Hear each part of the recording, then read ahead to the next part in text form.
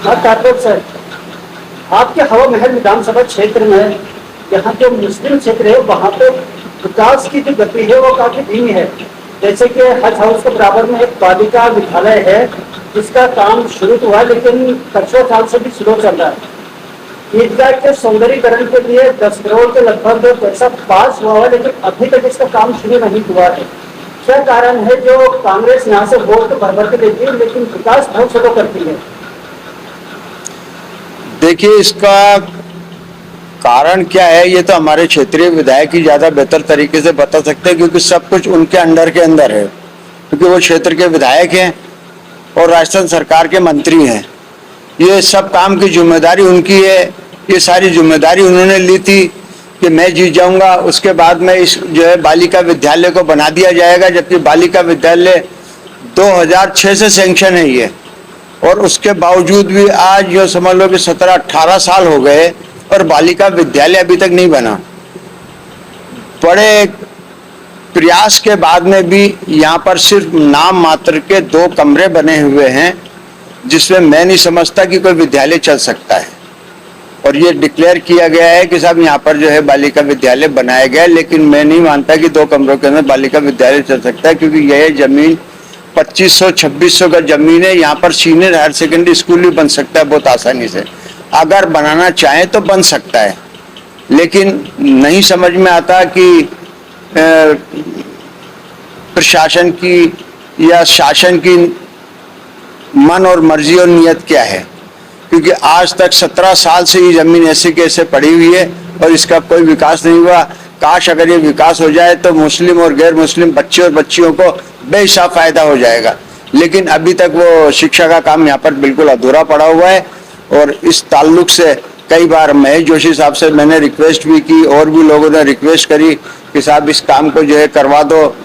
अब इलेक्शन का पीरियड बिल्कुल सर के ऊपर आ गया है, तो 2 कमरे यहाँ पर तामीर करा दिए गए हैं और कागजों के अंदर ये स्कूल लगभग चालू हो चुका है।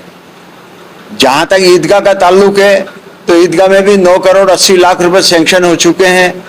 और मेरी जैसे कि भाई साहब से बात हुई थी, महेश जी भाई साहब से, तो उन्होंने कहा था कि भाई इसका टेंडर भी करा चुके हैं, इसका काम का टेंडर भी पास हो गया है, लेकिन अभी तक वहां पर करनी नहीं लगी, काम नहीं हुआ। प्रैक्टिकल तौर के ऊपर जो काम होना चाहिए वो अभी तक नहीं हुआ। दुनिया को प्रैक्टिकल काम चाहिए, कागजी काम नहीं चाहिए। कागजों के अंदर क्या हो रहा है क्या नहीं हो रहा है उससे पब्लिक संतुष्ट नहीं होती। पब्लिक इस इंतजार के अंदर है कि ईदगाह के अंदर करने लगे, काम चालू हो गए, इसका सौंदर्यीकरण का काम चालू होना चाहिए, क्योंकि ईदगाह ये अपने आप में जयपुर में एक मोनामेंट है और मुसलमानों की एक ये समझ लो बहुत बड़ी मस्जिद है, जिसमें ईद और बकरीद की खास नमाजें इसके अंदर अदा की जाती हैं। उसका सौंदर्यीकरण होना बहुत ज़्यादा ज़रूरी है। बातें चल रही हैं, ऐलान भी खूब हो चुके हैं, वादे मुआहदे भी खूब हो चुके हैं, लेकिन धरातल के ऊपर अभी तक कोई काम नहीं हुआ है। कागजी कार्यवाही बेशक पूरी हो रही है, फॉर्मेलिटियां हैं वो भी पूरी हो रही है, लेकिन अभी तक धरातल पे कोई काम नहीं हुआ है। मैं आपके चैनल के माध्यम से हमारे मंत्री जी से ये रिक्वेस्ट करूंगा और जो है माननीय मुख्यमंत्री जी से भी ये रिक्वेस्ट करूंगा कि ईदगाह के काम को जो है नज़रअंदाज नहीं किया जाए।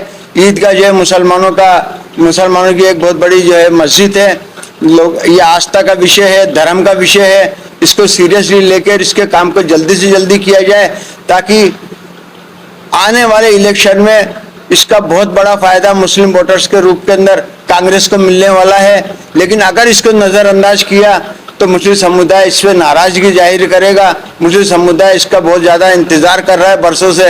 ईदगाह का सौंदर्यीकरण हुआ, अगर ये कोड ऑफ कंडक्ट लागू हो गया और इलेक्शन से पहले अगर इसका काम नहीं हुआ तो मुस्लिम समुदाय से नाराजगी जाहिर करेगा।